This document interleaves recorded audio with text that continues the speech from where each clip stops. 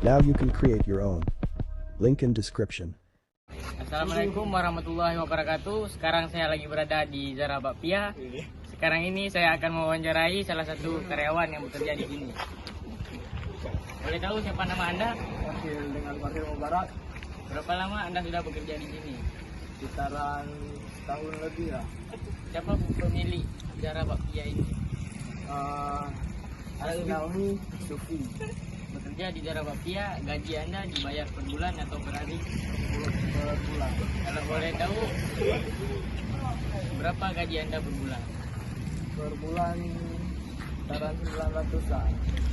Selain bakpia, apakah ada makanan lain yang dijual di sini? Ya, cuma dia. Ada berapa pekerja yang bekerja di sini? Sekitaran 15 orang. Itu Ada 12 orang.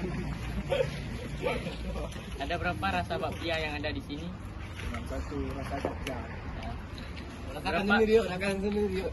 berapa harga bakpia yang dijual satu di sini? Satu 1.000, satu kotak itu sekitaran 10.000-an. 10.000 lah.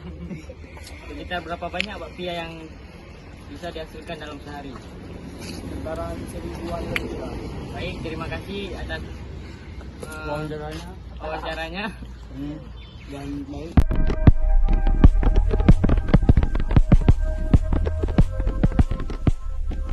Now you can create your own. Link in description.